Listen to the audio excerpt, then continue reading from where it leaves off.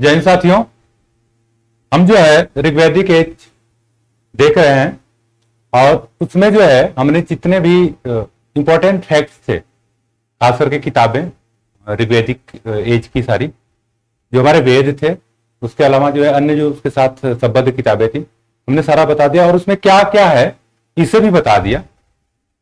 जो पॉइंट मतलब exam point of view से एकदम वहीं से क्वेश्चन आते हैं, उसको आप ध्यान से सुने, पढ़ें और देखें। अब हम बात करेंगे ऋग्वैदिक समाज के बारे में। ऋग्वैदिक समाज में उस समय क्या था, उसका जनजीवन कैसा था, तो उसमें हम सबसे पहले जो है राजनीतिक स्थिति के बारे में देख लेते हैं।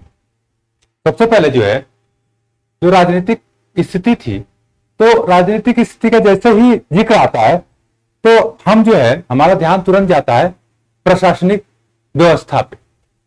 जैसे जो है अगर हम कहें कि भारत की राजनीतिक व्यवस्था कैसी है, तो आप सीधे जो है आपका क्या जाएगा प्रशासनिक व्यवस्था पे। अरे वहां पे क्या है, तो आपका सीधे सीधे अरे वहां पे लोकतांत्रिक व्यवस्था, भारत में लोकतांत्रिक व्यवस्था। इसी तरह जब हम जो है ऋग्वैदिक एज में राजनीतिक संगठन की बात करते हैं, तो वहां पे भी जो है हमारा पहला जो है जब स्वरूप की बात करते हैं कि उसका स्वरूप कैसा था, तो हमारा सीधे सीधे ध्यान जो है प्रशासनिक स्वरूप पे जाता है।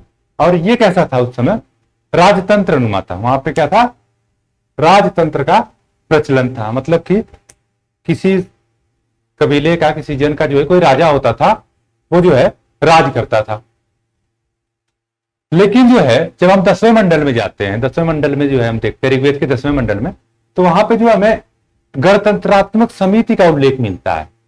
तो इसका हम अनुमान लगा सकते हैं कि शायद जो है उस समय कुछ जन रहे होंगे, कुछ कबीला रहा होगा जहां पे जो है शायद गणतांत्रिक व्यवस्था के जो है हमें जो है साक्ष्य प्राप्त होते हैं। तभी जो है वहां के 10वें मंडल में उल्लेखित किया गया है।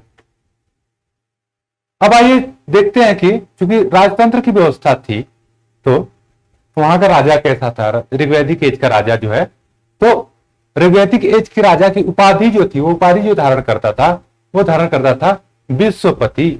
विश्वपति मतलब कि वो जो है संपूर्ण विश्व का रखवाला है। और जो है एवं गोपति, गो मीन्स होता है गाय और पति मीन्स होता है स्वामी। मतलब वो गायों के स्वामी है, गायों का स्वामी है। क्योंकि आपको पता है कि उस समय जो है गाय जो है उसको जो है धन माना जाता था, इसलिए जो है गाय इंपॉर्टेंट थी। तो यहाँ विश्वपति मतलब कि जगत का जो है स्वामी, और यहाँ पे गोपति मतलब गाय का स्वामी। अब देख लेते राजा का कार्य क्या क्या होता है, वो क्या करता था। तो राजा जो है ना सबसे पहले करता था कि जब भी युद्ध होता था, तो राजा उस युद्ध में स्वयं जाता था। और वो युद्ध किस लिए होता था, वो युद्ध इसलिए होता था कि गायों के आधिपत्य के लिए होता था, तो गायों की चोरी के लिए होता था। उसके अलावा जो है कहीं कहीं भूभाग के लिए भी देखने को मिल जाता है। तो जो भी युद्ध होता था उसमें राजा स्वयं जो कि जाके नेतृत्व करता था। और ये जो है अपने जन की जो है रक्षा भी करता था। मतलब आप ये कह सकते हैं कि राजा जो है, राजा के साथ साथ जो है रक्षक भी होता था। तो ये पूरे अपने समुदाय का जो है, जन समुदाय का रक्षा करता था। अब आप कहेंगे कि राजा अगर खेत हो गया या मर गया तो फिर कौन राजा बनता था। तो राजा का पद जो है ना वंशानुगत होता था। लेकिन जो है ऋग्वेद में जो है प्रजा द्वारा समिति के माध्यम से कहीं कहीं जो है इसका जो है निर्वाचन का साक्ष्य मिलता है। लेकिन जो है आप नोट करके रखिए कि वो पद जो है वंशानुगत ही होता था। सॉरी, राजा जो है, राजा को भूमि का अधिकार नहीं था। मतलब कि राजा जो है जो भूमि थी उसका स्वामी नहीं था, वो केवल जन समुदाय का स्वामी था। तो आप कहेंगे कि सर जब राजा भूमि का स्वामी नहीं था तो वो राजा कैसा। और जो है वो केवल लोगों पे शासन करता था। इसका मतलब है कि वो जो है उसके राजस्व पे या धन समुदाय पे उसका जो है धन धाने पे उसका जो है पकड़ नहीं था। तो ऐसा नहीं है, क्योंकि उस समय जो है जो जन था छोटे छोटे समुदायों में विभक्त था। तो राजा का जो राजा था, तो भूमि का स्वामी जो है राजा नहीं होता था, पूरा जो है भूमि का स्वामी जन समुदाय होता था। मान लीजिए कि ये व्यवस्था है, मतलब ये कोई जन है, अब जन में जो है मान लीजिए कि इधर जन है, इधर ये पूरी जो है भूमि है। अब इस भूमि में जो है सभी लोग मिल के खेती करते थे या जो भी कार्य होता था पशुपालन, सभी लोग मिल के करते थे। कह सकते हैं कि जो है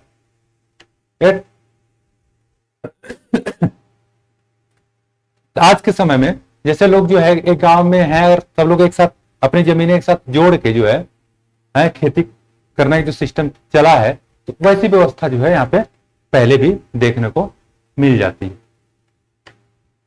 राजा पर नियंत्रण जो है, ऐसा नहीं था कि राजा जो है एकदम फ्री था कि वो अगर यहाँ कह दिया कि मैं विश्वपति हूं, तो इसका मतलब नहीं है कि राजा पे नियंत्रण नहीं किया जा सकता है। राजा पे नियंत्रण था, और वो भी किसका था? 2 समितियां थी जिसका उल्लेख जो है अथर्ववेद में हुआ है। वो समितियां थी सभा एवं समिति। तो इसके द्वारा जो है राजा के कार्यों पर नियंत्रण होता था। इस जो है सभा जो है क्या थी? ये वृद्ध लोगों का समूह था, और जो है समिति क्या थी? जो है ये जो है इसका प्रमुख जो है ईशान होता था। आगे जब हम अभी चर्चा कर लेंगे इस पे कि क्या क्या था ये इससे क्या होता था नियंत्रण से, कि राजा जो है ना निरंकुश नहीं हो पाता, वो अपने मन से जो है ये नहीं कर सकता था, कोई अत्याचार नहीं कर सकता था, या उसी का एक अधिकार नहीं चलता, तो मतलब उसको निरंकुश होने से बचाने के लिए सभा एवं समितियां कार्य करती है। अब जो है हम देख लेते हैं कि राजनीतिक व्यवस्था में उन प्रशासनिक संस्थाओं का जिसके द्वारा जो है राजनीतिक व्यवस्था जो है चलती थी। तो वो प्रशासनिक संस्थाएं जो है चार प्रकार की थी, जिसमें जो है पहली सभा थी, दूसरा समिति थी, तीसरा गण था और चौथा विदत था। विदत जो है प्राचीनतम जो है संस्था थी। तो सभा का उल्लेख जो है ऋग्वेद में 8 बार हुआ है।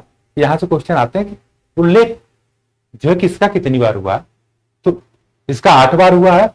मतलब अष्टमी याद रखने का तरीका कि जैसे हमारे नवरात्र में क्या होता है, नवरात्र 9 दिन का होता है, और पूजा किसकी होती है? अष्टमी से शुरू हो जाती है। तो सभा कब होती है? अष्टमी के दिन होती है, मतलब 8 दिन जो अष्टमी होती है उस दिन सभा होती है, ऐसे याद कर लीजिए। तो उल्लेख कितना है इसका? 8 बार है। और समिति ठीक है वो 9 बार है। तो नवमी के दिन जो है क्या हो गया? समिति हो गया, और वो जो है इसका उल्लेख 9 बार है। अब इन दोनों के बारे में हम चर्चा कर लेते हैं। अभी हमने बताया कि इन दोनों का सभा और समिति का उल्लेख जो है किसमें है? अथर्ववेद में। सॉरी एक्चुअली क्या है कि मुझे खांसी आ रही है, इसलिए थोड़ा सा जो है दिक्कत हो रही है। तो अथर्ववेद में जो है कहा गया है कि प्रजापति की जो है 2 पुत्रियां, सभा एवं समिति, 2 पुत्रियां जो है कौन है? सभा एवं समिति है। सभा समिति को जो है प्रजापति की 2 पुत्रियां बताया गया है। अब जो है इसका कार्य वही था सभा समिति का कि ये राजा को निरंकुश नहीं होने देता था। अब सभा जो है क्या है? ये उच्च सदन है। मतलब आज की तुलना करें तो ये कैसा सदन है? ये राज्यसभा की तरह एक उच्च सदन है, इसमें जो है बुजुर्ग लोगों की एंट्री थी, बुजुर्ग लोगों की संस्था थी। और ये थी राज्यसभा की तरह क्या थी? अस्थायी समिति। मतलब इसको हम जो है भंग नहीं कर सकते थे, या उस समय के लोग भंग नहीं कर सकते थे। ये कभी कभी जो है कुछ शर्तों के अनुसार जो है ये जो है न्यायिक कार्य भी करती थी, मतलब न्याय भी देती रहती थी। तो ये हो गई सभा के बारे में। और समिति जो है, समिति आज के लोकसभा की तरह थी, मतलब ये निम्न सदन था, लोकसभा की तरह थी। और यही जो है राष्ट्रीय संस्था थी, क्योंकि सारे मुद्दों पे जो है इसी में जो है निर्णय लिए जाते थे, इसलिए जो है राष्ट्र संबंधी इसे संस्था बोला गया, अर्थात ये राष्ट्रीय संस्था। राजा का जो है इस सभा में जो उपस्थिति अनिवार्य होता था। जैसे जो है आज भी जो है प्रधानमंत्री जो है किसी सभा में जाए न जाए, लोकसभा में जो है जब चर्चा होती है, सदन चलता है, तो लोकसभा में उपस्थिति उनका अनिवार्य होता है। उसी तरह जो है ऋग्वैदिक समय में भी जो है निम्न सदन में जो है राजा की उपस्थिति अनिवार्य होती थी। ये हम सभा और समिति देख ली। गण देख लेते हैं। गण का जो 46 बार उल्लेख हुआ है, 46 बार, और विदथ जो है इसका जो है 122 बार था, सर्वाधिक बार इसका 122 बार उल्लेख हुआ है। और ये जो है ऋग्वैदिक एज की जो है सबसे प्राचीनतम जो है संस्थान। अब हम प्रशासनिक संस्थाएं देख लिए, तो आइए हम देख लेते हैं कि प्रशासनिक अधिकारी उस समय कौन कौन थी। तो उस समय जो है पुरोहित जो है पहले नंबर पे आता था और सबसे इंपॉर्टेंट। ये जो है पुरोधा भी से कहते थे, और इसका जो कार्य था, ये जो है राजा का जो है क्या था, प्रथम शिक्षक था। उसके अलावा जो है राजा का पथ प्रदर्शक था, जो राजा को जैसा कहता था राजा उसके अनुसार ही कार्य करते थे। ये जो है राजा का जो है परम मित्र भी था, उनके साथ जो है मित्रवत व्यवहार करता था, और राजा जो है इसी की जो है सबसे ज्यादा बातें मानते थे, तो इनका परम मित्र था। उसके अलावा जो है जब भी युद्ध होता था, तो ये जो युद्ध में राजा के साथ ही युद्ध क्षेत्र में जो है जाया करता था। तो ये हो गया पुरोहित के बारे में। पुरोहित जो है इस समय जो है सबसे इंपॉर्टेंट जो है अधिकारी था। जैसे आज के समय में जो है सेक्रेटरी टाइप हो गए, इस तरह के लोग जो है तो कह सकते हैं। उसके बाद जो है सेनानी था, जो सेना का प्रमुख होता था। उसके बाद ग्रामीण था, जो तीसरे नंबर पे। चौथे नंबर पे अस्पष्ट था। अस्पष्ट जो है ये गुप्तचर होते थे, जो सूचनाओं को जो है गुप्त सूचनाओं को जो है राजा के पास पहुंचाते थे। पांचवें नंबर पे जो है वज्रपति जो है, इसके कई कार्य थे। ये जो है चरागाह का प्रमुख था। उसके अलावा जो है इसको बड़े जत्थे का, जो बड़े जत्थे होते थे या जन समुदाय होते थे, मतलब सैनिकों का, उसका भी इसे प्रधान नियुक्त किया गया था। उपस्थि या जो है इम्ब जो है छठे नंबर पे आता था, और इसको ये जो है राजा का जो है व्यक्तिगत जो है कर्मचारी होता था। केवल ये राजा के पास ही रहता था, राजा के सारे कार्य जो है व्यक्तिगत रूप से करता था। उसके अलावा जो है अब बात करते हैं जो मेन है रत्नील। रत्नील जो है प्रशासनिक अधिकारियों का एक समूह था। रत्नी या वीर जो है प्रशासनिक अधिकारियों का क्या था, एक समूह था, जिसमें जो है 4 लोग, सेनानी, ग्रामीण, सूत मतलब उस समय रथकार को सूत कहा जाता था, रथ बनाते थे, और उसके बाद करमार। इन चारों के समूह को मिला के जो है क्या बनता था, रत्नी। जब राजा कोई बनता था, तो राजा बनने के लिए उस समय क्या होता था, राजसूय यज्ञ होता था। तो राजसूय यज्ञ के समय जो है राजा जो है क्या करता था कि इन रत्नीनों के घर जो है जाता था और इनको उपहार भेंट करता था। ये हो गया हमारा। अब जो है हम देखते हैं जन। तो जन समुदाय था, जन समुदाय का राजा हमने देख लिया, उसके अधिकारी देख लिए। तो अधिकारी शासन किस पे करेंगे, तो वो करेंगे जन पे। तो ऋग्वेद में जो है 24 जनों का 24 जनों का उल्लेख है, और इसका जो ऋग्वेद में वर्णन किया गया है 275 बार किया गया है। ये जो मैं लिख रहा हूं, बार बता रहा हूं कि कितनी बार वर्णन किया गया, उल्लेख किया गया है। तो इसका तात्पर्य यहां से क्वेश्चन बन रहे हैं, आपके बनते हैं, बार बार बनते हैं।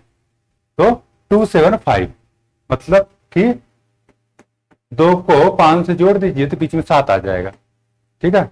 तो 275 बार। इसमें 24 में से जो है 2 जो है सबसे महत्वपूर्ण है, जिनके बारे में चर्चा जो है हुई है। और क्योंकि ये दोनों जो है क्या किए थे, युद्ध लड़ थे। एक है भरत वंश और दूसरा है पुरुवंश। एक भरत वंश है, दूसरा पुरुवंश है। तो भरत वंश की जो स्थिति थी उस समय, ये जो है सरस्वती और यमुना के बीच वाला जो क्षेत्र था, उसी में निवास करते थे। और इसका जो सबसे महत्वपूर्ण राजा था, जो बहुत सबसे आर्यों का सबसे शक्तिशाली राजा था, वो कौन था? सुदास था। इसीलिए इसको जो है तुरसु कहा जाता है, तुरसु भी कहा जाता है। दूसरा था वंश पुरुवंश। पुरुवंश ये जो है सरस्वती नदी थी उसके दोनों किनारों पर रहता था। और पुरुवंश का जो सबसे शक्तिशाली राजा था त्रसदस्यु था। त्रसदस्यु का ही पुत्र था पुरुकुत्सु। पुरुकुत्सु जो है 10 रात जब युद्ध हुआ था उसमें जो ये मार दिया गया था, मतलब इसकी मृत्यु हो गई थी। अब हम देख लेते हैं कि 10 राज युद्ध क्या है, कौन कौन शामिल था और किस कारण से हुआ है।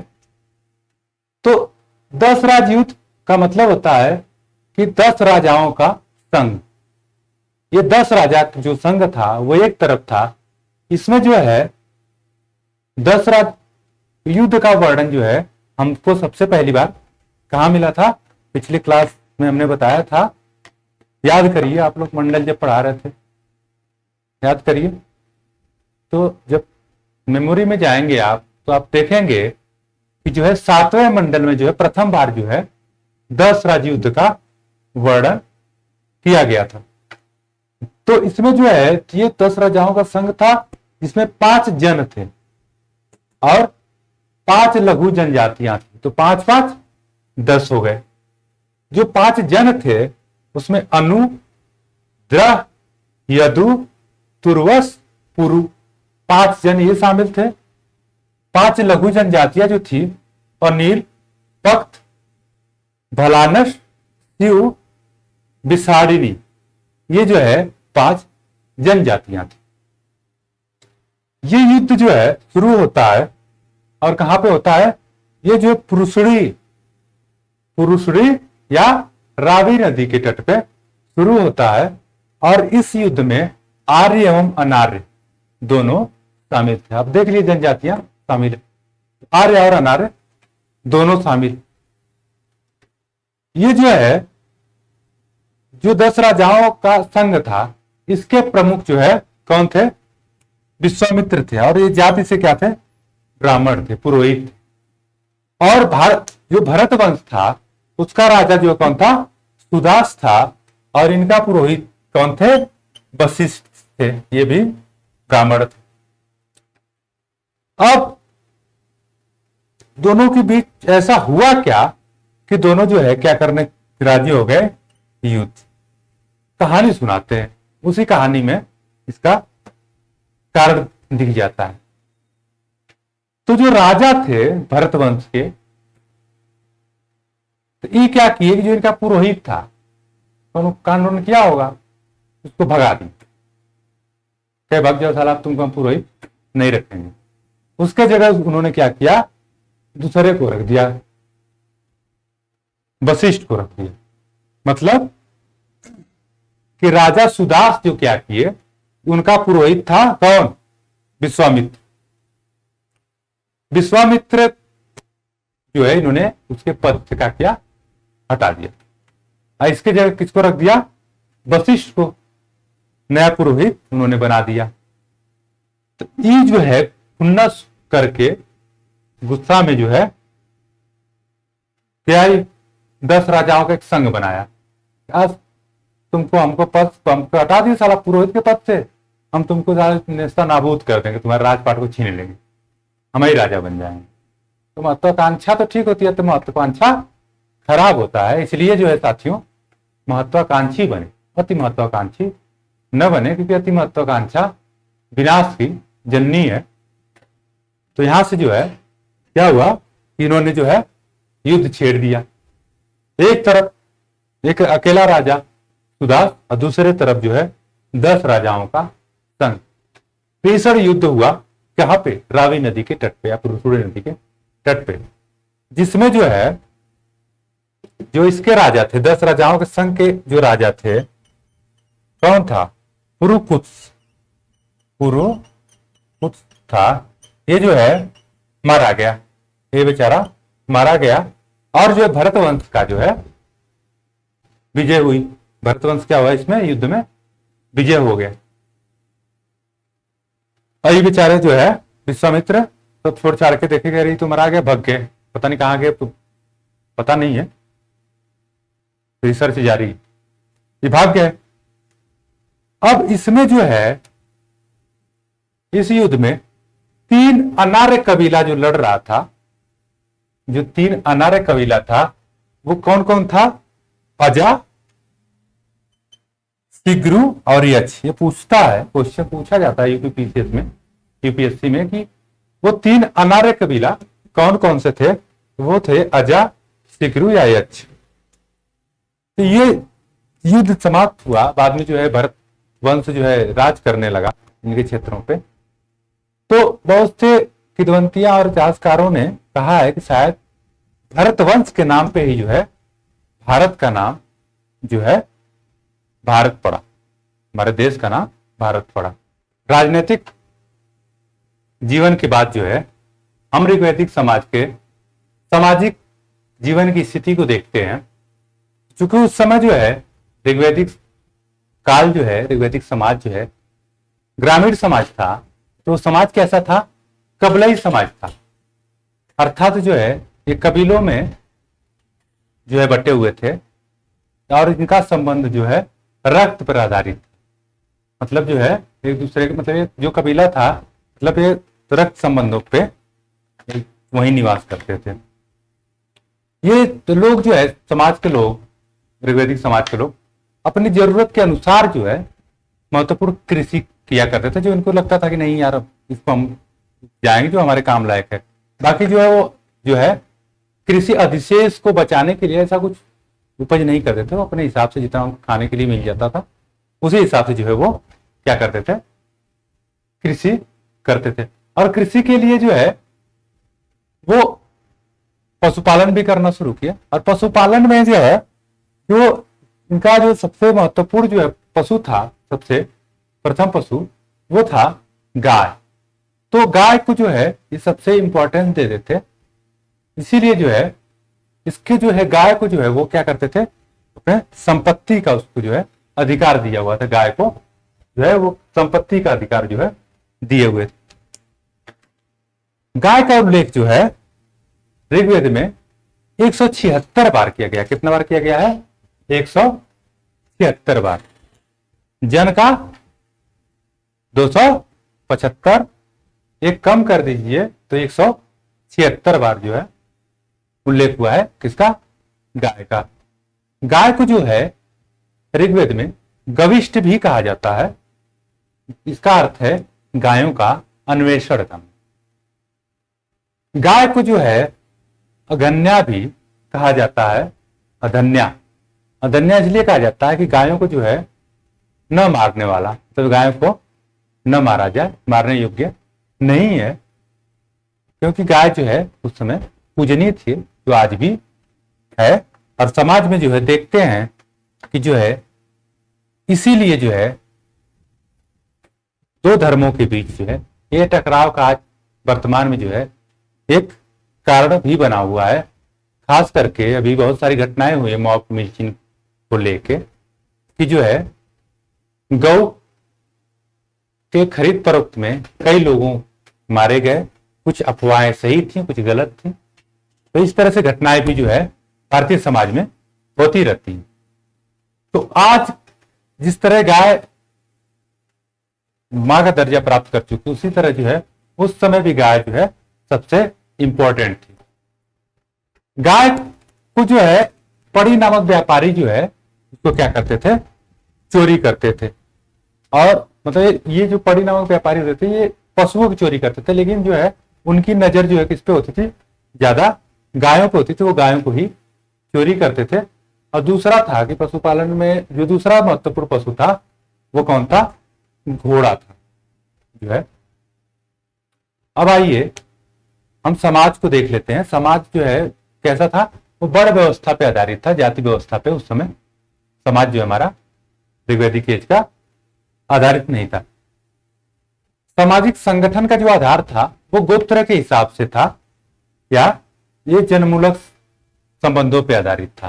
मतलब और ऋग्वेद में बड़ शब्द का जो है प्रयोग जो है किया गया है वर्ण। और वर्ण का अर्थ जो है ये जाति से न लेकर उस समय जो है इसके दो अर्थ निकलते थे, एक था रंग और दूसरा था व्यवसाय। चूंकि रंग का इसलिए रंग से अर्थ निकला कि आर्य और अनार्य, जब आर्य आए तो आर्य जो है गोरे वर्ण के थे, श्वेत वर्ण के थे, और जो यहाँ अनार्य थे वो कैसे थे, काले थे, सावले थे, हम लोगों जैसे। तो गोरे और काले में जो है भेद को जो है करते, इसलिए इसको वर्ण को रंग का रूप दिया गया। दूसरा है व्यवसाय। व्यवसाय जो है उस समय जो है ये चयन के संबंधित था, मतलब व्यवसाय ये नहीं था कि ये जाति विशेष पे आधारित था या वर्ण विशेष पे आधारित था, ये चयन की स्वतंत्रता मिली हुई थी व्यवसाय को। एक ही घर में कई लोग जो है अलग अलग व्यवसाय कर सकते थे, वो अपनी स्वतंत्रता के ऊपर था। जैसे जो है अगर जो है किसी परिवार में कोई पढ़ा लिखा व्यक्ति निकल गया, वो पूजा पाठ करा रहा है, तो वो क्या हो जाता था, ब्राह्मण हो जाता था। जो सेना में भर्ती हुआ वो जो है क्षत्रिय हो जाता था। जो है व्यवसाय का कार्य करता था वो जो है क्या हो जाता था, वैसे हो जाता था। मजेदार ये बात है कि शुरुआत में जो है केवल 3 ही वर्ण थे, और वो यही थे जो है ब्रह्म, क्षत्र और विष। लेकिन जो है आगे चलकर पुरुष सूक्त में जो है एक और वर्ण जुड़ा, वो क्या था, शूद्र वर्ण। ठीक है, तो बाद में जो है शूद्र वर्ण को जोड़ दिया गया। अब जो है वर्ण व्यवस्था जो है, वर्ण व्यवस्था जो है यह जो है किस पे आधारित थी, कर्म पे आधारित थी। अर्थात यह जो है जन्म के आधार पे उस समय नहीं थी। जो जैसा कर्म करता था उसके आधार पर उसका वर्ण निर्धारित होता था। एक परिवार में भिन्न भिन्न व्यवसाय करने वाले लोग थे। ऋग्वेद में भी जो है कहा गया है कि मैं कवि हूं। ऋग्वेद में एक ऐसा वर्णन आता है जिसमें एक व्यक्ति कहता है कि मैं कवि हूं, मेरे पिता जो है वैद्य है और मेरी माता जो है आटा पीसने वाली है। तो इससे अनुमान लगाया जा सकता है कि जो है उस समय जो है वर्ण व्यवस्था में एक ही परिवार के लोग कई व्यवसाय कर सकते थे, लेकिन उस समय जातियां नहीं थी। ऋग्वैदिक परिवार, जो परिवार में देख लेते हैं, परिवार जो है समाज की इकाई थी। और जो है ये जो परिवार था ये किस पे आधारित था, ये कुल पे आधारित। जो परिवार पूरा जो है कुल पे आधारित था। और इसके जो प्रमुख थे कुल से कुलपा, इसके प्रमुख को क्या कहा जाता था, कुलपा। ये परिवार का जो है स्वामी होता था, मतलब इसी का डिसीजन माना जाता था, निर्णय माना जाता था। ठीक है, और परिवार उस समय अक्सर जो है संयुक्त परिवार होते थे। यही निर्णय लेता था किसको जो है मेरा बच्चा जो है वो बच्चे को बेच या खरीद ही सकता था। इस तरह से जो है परिवार हम देख लेते हैं। सबसे इंपॉर्टेंट है ऋग्वैदिक एज में महिलाओं की स्थिति, जो उस समय जो है अपने चरम पे थी। यहीं से फिर धीरे धीरे महिलाओं की स्थिति जो है धरातल में जो है समाती चली गई, या कह सकते हैं पातालित होती चली गई।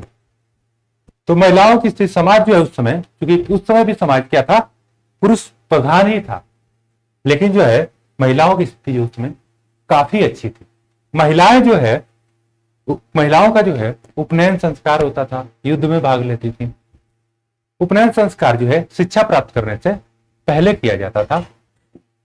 महिलाएं जो है शिक्षा प्राप्त करती थी, पुरुषों के समान जो है जाती थी, उनके साथ जो है कंधे से कंधा मिला के जो है शिक्षा प्राप्त करती थी।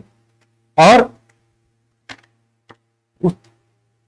जैसे जो है बहुत सारी विदुषी जो है महिलाएं, जिन्होंने जो है ऋग्वेद के ऋचाओं में जो है अपना योगदान दिया, जो है उनमें लोपामुद्रा, घोषा, अपाला, विश्ववारा, सिक्ता आदि का उल्लेख ऋग्वेद में आता है।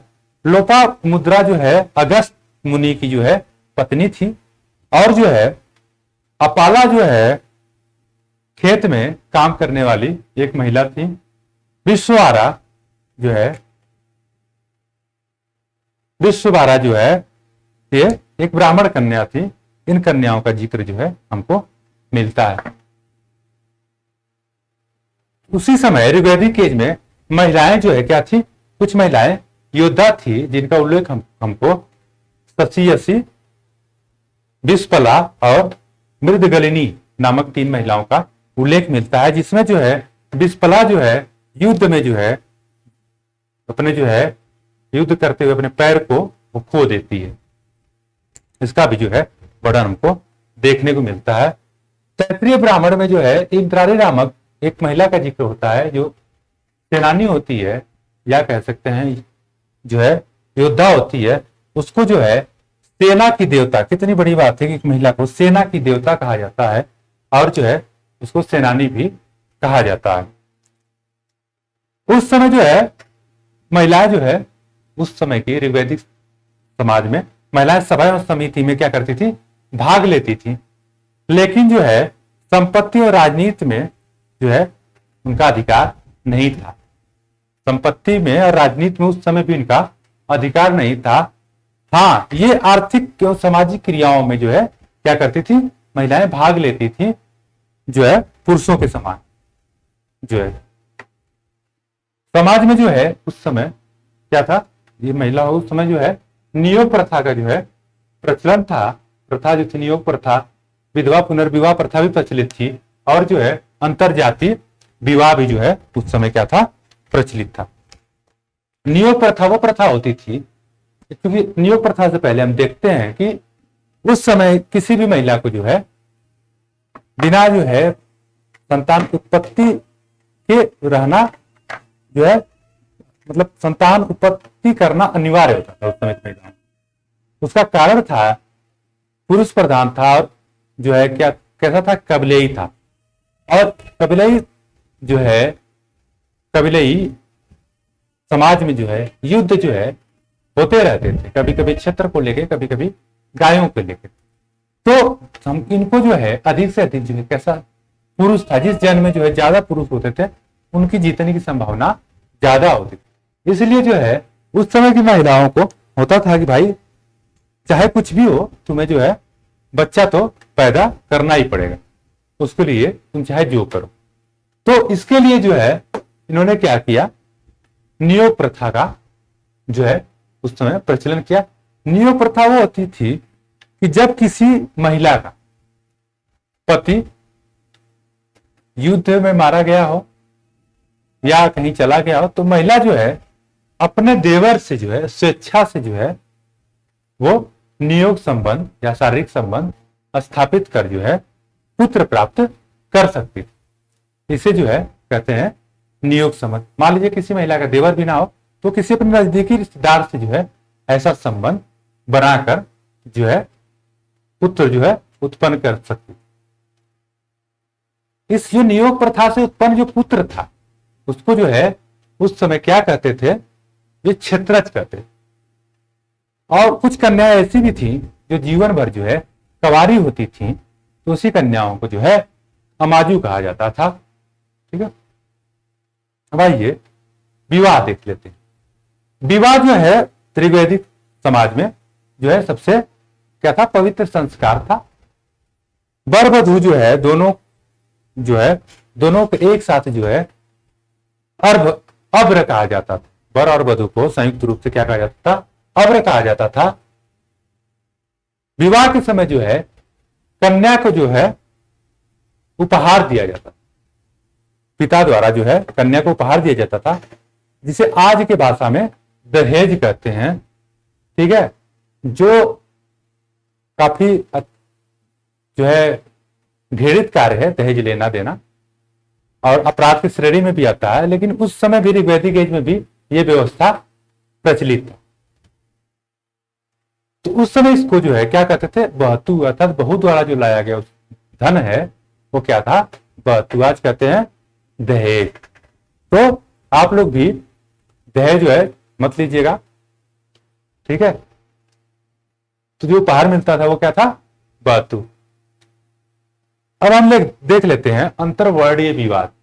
अंतरजाति इसलिए नहीं कि उस समय जाति नहीं थी, क्या था इस समय वर्ण थे, तो अंतरवर्णीय विवाद देख लेते हैं। अंतर्वर्णीय विवाह दो प्रकार के थे, अनुलोम और जो है प्रतिलोम। अनुलोम विवाह में जो क्या होता था, पुरुष उच्च वर्ग का होता था और महिला जो है निम्न वर्ग की होती थी। इनके साथ जो विवाह हो गया वो क्या हो गया, अनुलोम। और प्रतिलोम ठीक उल्टा होता था, पुरुष निम्न जात का होता था और महिला जो है उच्च वर्ग का होता था। आइए देख लेते हैं हम लोग खान पान। खान पान जो है ऋग्वैदिक समाज में ये शाकाहारी और मांसाहारी दोनों प्रकार के थे। खान पान ये कैसे थे, शाकाहारी थे और मांसाहारी। शाकाहारी में जो है ये भोजन में दूध, दही, घी जो है आदि जो है विशेष महत्वपूर्ण जो है इनका व्यंजन था शाकाहार में जो है। और दूध में जो है यव, यव से तात्पर्य है कि यव से तात्पर्य है जव। जौ मिला के एक पकवान बनाते थे, उस पकवान को क्या कहते थे, क्षीर पकौदन। क्या, क्षीर पकौदन इनका सबसे इंपॉर्टेंट जो है पकवान था। इसमें जो जौ प्लस दूध को मिला के क्षीर पकौदन कहा जाता था। ऋग्वेद में सबसे इंपॉर्टेंट था उस समय जो है चावल और जो है नमक। जैसे आज हम बिना नमक के नहीं खाते, उस समय चावल और नमक का उल्लेख जो है ऋग्वेद में मिलता ही नहीं। उसके अलावा जो है मांसाहार में हम देखते हैं, मांसाहार में तो ये जो है गाय को छोड़ के, मतलब गाय को नहीं खाते थे। क्यों? क्योंकि ये अधन्या थी, मैंने भी बताया।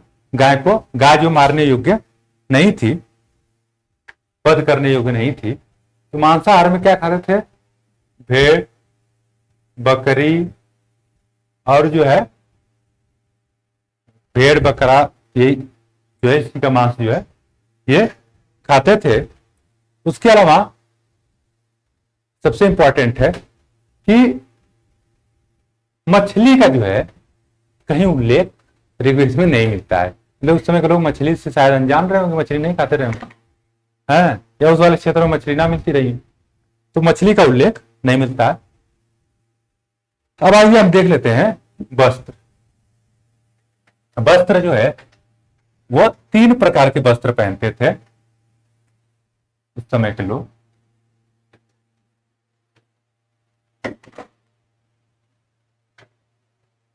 वस्त्र जो है 3 प्रकार के थे। कौन कौन से? नीवी, नीवी था, वास, उसके अलावा जो है अधिवास। वास, नीवी, नीवी, वास, अधिवास। अब नीवी न से निचला हिस्सा,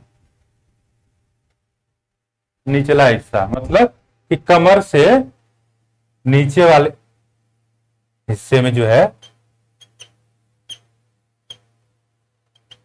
इस वाले हिस्से में, कमर से नीचे वाले हिस्से में जो कुछ भी पहना जाता था वो क्या था? नीवी था।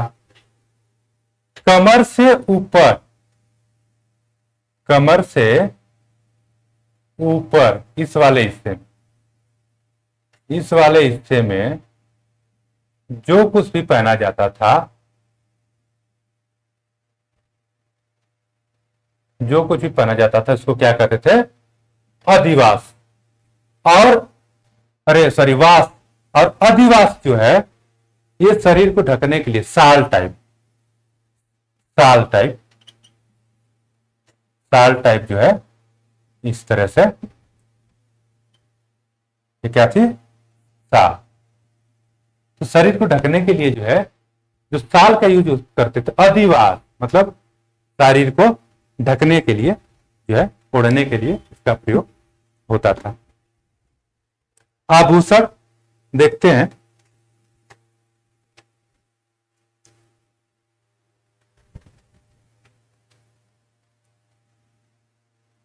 आभूषण जो है इसमें भी दोनों पहनता है, आदमी पहनता है और औरत भी।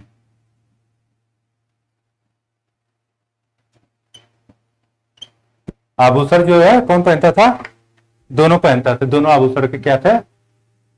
प्रेमी थे। कितना सही था ना कि एक तो बनवा ले, दोनों काम चलाए। बारात में उसको जाना है तो उसका पहन के चला जा, दोस्त यार के शादी में जाना तो उसका पहन के चला जाए। कितना सही काम था ना। आज ऐसा होता तो महिलाएं तो खुश हो जाती, कहती चलो बनवाने की जरूरत नहीं है, खुद बना ले, बनवा रखेगा, मैं पहन लिया करूंगी, है ना। तो दोनों क्या थे? आभूषण प्रेमी थे। और ये जो है कई प्रकार से यहाँ पे बनते थे, सोने, तांबा और क्या, कांसा, 3 प्रकार के धातु बनते थे। मजेदार बात यह है कि इस समय जो है ऋग्वेद में चांदी का उल्लेख नहीं मिलता। कुछ आभूषण देखते हैं, जैसे निष्क, ये जो है कहां पहना जाता था?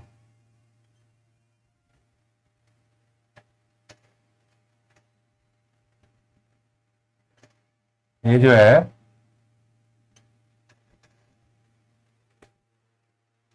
है गले का जो है, गले का क्या था? हार था। निष्क जो है गले में पहनने वाला, और किसका बना हुआ था? सोने का। ये गले में पहनने वाला क्या था? हार था। ये सोने का बना हुआ था, ठीक है। अयस, अयस जो है इन दोनों को कहा जाता था। अयस कई बार हम लोग इस पर चर्चा कर चुके हैं। अयस का उल्लेख मिलता है, दोनों कहा जाता। आपको बताई दी, चांदी का जो है उल्लेख नहीं होता। अब बात आती है मनोरंजन की, कि मनोरंजन क्या करते थे? मनोरंजन में करेंगे क्या? जब जीवन जो है कबीलाई है तो कैसा करेंगे? मनोरंजन।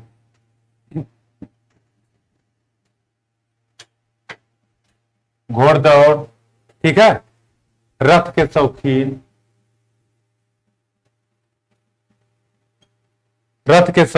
ये करते थे। वाद्य संगीत, चूंकि आपको याद होगा कि सात शुरू का इनको ज्ञान था, तो वाद्य संगीत, नाच गाना, जुआ खेलना, ये सब करेगा आदमी खाली टाइम में, और क्या करेगा? उसके अलावा जो है आर्य जो है बधाई दिए, संगीत के साथ शुरू को जानते थे। तो ये हो गया इनका पूरा सामाजिक जीवन।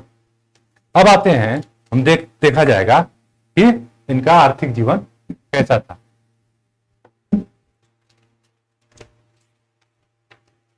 सामाजिक जीवन के बाद जो है हम ऋग्वेद के जो है आर्थिक जीवन को जो है देखते हैं। आर्थिक जीवन जो है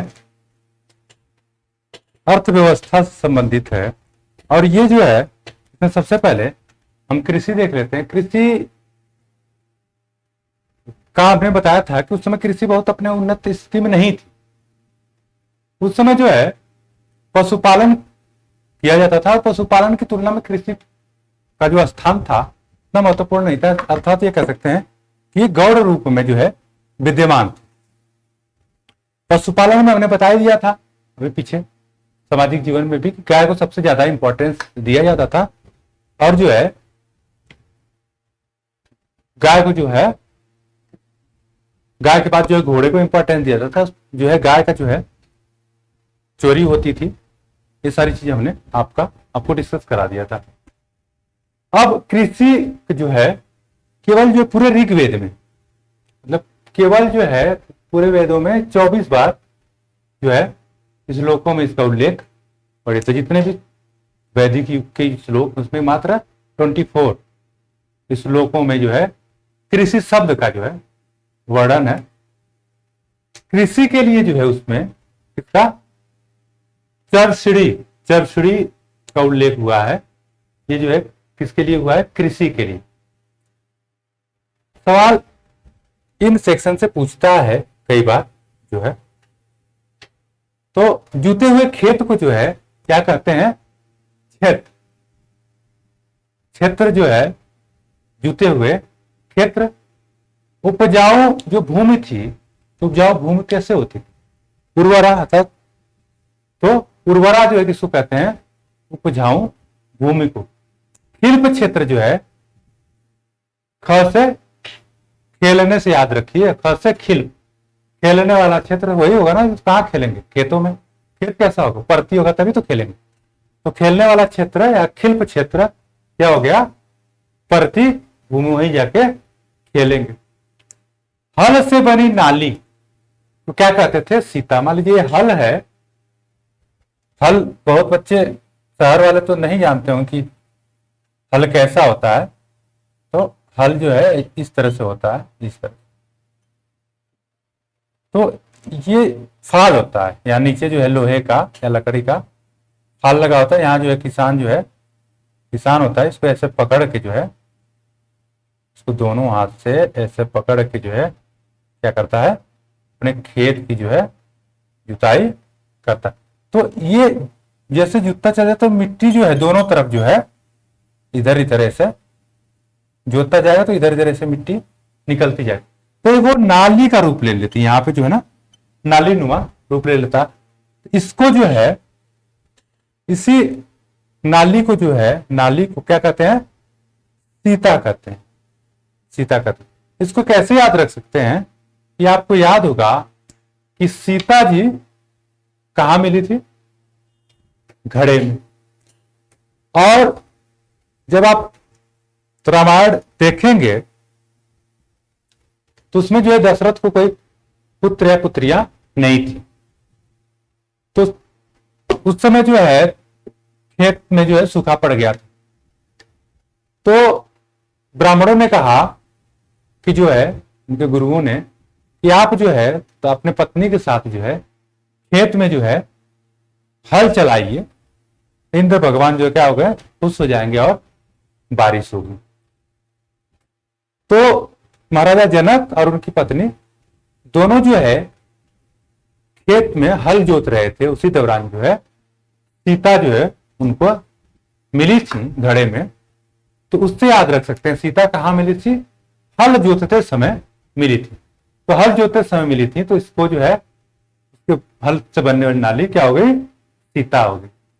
हल को जो है लागन, लांगन भी जो है क्या कहते हैं? और बैलों को कहते हैं वृक। वृक मीन्स बैल। और ये जो हलवाहा है, मतलब किसान है, जो हलवाहा क्या कहते हैं? किवासु। ये जो हल यहाँ जैसे बैलों के साथ जो है इसको लगा होता है, चार बैल, इसको जो है ऐसे दो बैल जो है चार इसके साथ लगे होते हैं। खेती का जो उल्लेख प्रथम बार वो जो है 10वें मंडल में जो है खेती की प्रक्रियाओं का जो है उल्लेख देखने को मिल जाता है। हम बात करते हैं अब उद्योग धंधे का। तो उद्योग धंधे में जो है बहुत सारे उद्योगों या उद्योग कार्य करने वाले लोगों का उल्लेख हुआ है। इसमें बढ़ई आते हैं, रथकार आते हैं, बुनकर आते हैं, चर्मकार आते हैं, कुम्हार आदि जैसे शिल्पियों का जो है उल्लेख मिलता है। तो ऋग्वैदिक आर्यों को जो है धातुओं की जो है जानकारी थी, इसीलिए जो है वो आभूषण बना पाते रहे होंगे या अन्य चीजें बनाते रहे होंगे। बढ़ई को जो है तक्षण कहते थे। बढ़ई को जो है क्या कहते थे? तक्षण कहते थे। और धातु कर्मी, जो धातु से जो है कोई चीज बनाता था, उसे करमार कहते थे। क्या कहते थे? करमार। सोना का उल्लेख होता है। सोना को जो है ऋग्वैदिक समय में हिरण्य कहते थे। इंपॉर्टेंट नोट है, आप लोग याद रखें या नोट कर लें, उस समय जो है लोहा चांदी का ऋग्वैदिक काल में कोई उल्लेख नहीं मिलता। ये हो गया हमारा ऋग्वैदिक समाज का आर्थिक जीवन। अब हम बात करेंगे धार्मिक जीवन की, जो बड़ा ही इंपॉर्टेंट है। उस समय जो है ऋग्वैदिक काल में जो धर्म था वो कैसा था? बहुलवादी था। मतलब जो है बहुत सारे देवताओं को जो है माना जाता था जो है। लेकिन जो बाद में जो जैसे जैसे समय बीता, आगे बढ़े, तो एक ईश्वरवाद का भी जो है कुल धर्म में एकेश्वरवाद का भी हमको, अरे सॉरी, एकेश्वरवाद नहीं, सर्वेश्वरवाद का बाद में जो है सर्वेश्वरवाद का जो है हमको उल्लेख देखने को मिल जाता है धर्म में। आर्यों का जीवन चूंकि कबायली था, तो वो जो है जब कबायली जीवन था तो जो है कैसे प्राकृतिक शक्तियों पे, जैसे बारिश हो गया, बिजली चमक गई, आग अग्नि को देख लिए, तो उनसे वो डर जाते। तो ऐसे में जो है कबीलाई जीवन में, तो ऐसे प्राकृतिक जो है शक्तियों को जो है ये प्रतीक के रूप में या देवी देवताओं के रूप में पूजने लगे। एक ऋषि थे यास्क। यास्क ने जो है उन्होंने अपनी पुस्तक लिखी निरुक्त। निरुक्त में उन्होंने देवताओं की जो है मंडली जो है बताई है, और वो बताए हैं कि ऋग्वेद समय में, ऋग्वैदिक काल में 33 देवताओं की जो है मंडली होती थी, जो है 3 श्रेणियों में बटे हुए थे। ये 33 देवता की जो श्रेणियां थी 3 थी, क्योंकि हम उन श्रेणियों में कुछ इंपॉर्टेंट देवता की चर्चा करेंगे, 33 की चर्चा नहीं करेंगे। इन श्रेणियों में 3 प्रकार के देवता थे। पृथ्वी के देवता थे, अंतरिक्ष के देवता थे और आकाश के देवता। तो जो पृथ्वी पे देवता होते थे उनमें अग्नि थे, सोम थे, बृहस्पति थे आदि ऐसे देवताओं को जो है कहते थे क्या, ये पृथ्वी के देवता। अंतरिक्ष के जो देवता थे उनमें जो है इंद्र थे, रुद्र थे, प्रजापति थे, पर्जन्य थे आदि लोग जो है ये कैसे थे, ये भाई साहब लोग अंतरिक्ष के देवता। और आकाश के देवता थे धव, वरुण, मित्र, विष्णु आदि लोग जो है कहां के देवता थे, आकाश के देवता थे। सबसे मजेदार बात थी या सबसे अच्छी बात थी, आर्यों के सबसे प्राचीन देवता थे वो जो है आकाश के देवता धव थे। धव को कहीं कहीं धौत भी कहा जाता है। तो ये जो है इनको जो है धव को जो है आर्यों का जो है पिता भी कहा जाता है। कहा जाता है कि आर्यों की उत्पत्ति जो है धव से ही हुई। और ये जो इनका जो प्रतीक था, प्रतीक चिन्ह था, क्या था, वृषभ। वृषभ जो है या बैल इनका प्रतीक चिन्ह था। महत्वपूर्ण देवता जो थे उस समय कौन थे, इंद्र थे। इंद्र के बाद जो है उसके बाद वरुण आते हैं, फिर जो है अग्नि आते हैं। अग्नि का स्थान उस समय इंपॉर्टेंस में क्रम में तीसरा स्थान था। इंद्र को जो है ऋग्वेद के जो है 250 मंत्र समर्पित किए गए और अग्नि को 200 और सोम को 120 मंत्र जो है को समर्पित किया गया है। ऋग्वैदिक देवताओं के बाद देवियां होंगी, तो हम देवियों को भी देख लेते हैं। क्योंकि उस समय जो है देवियों का उतना ज्यादा महत्व नहीं था, न ज्यादा देवियां थी। कुछ देवियां थी में जो है अदिति थी, उषा थी, पृथ्वी थी, सरस्वती थी, अरण्यानी थी। अरण्यानी जो है जंगल की देवी कही जाती थी।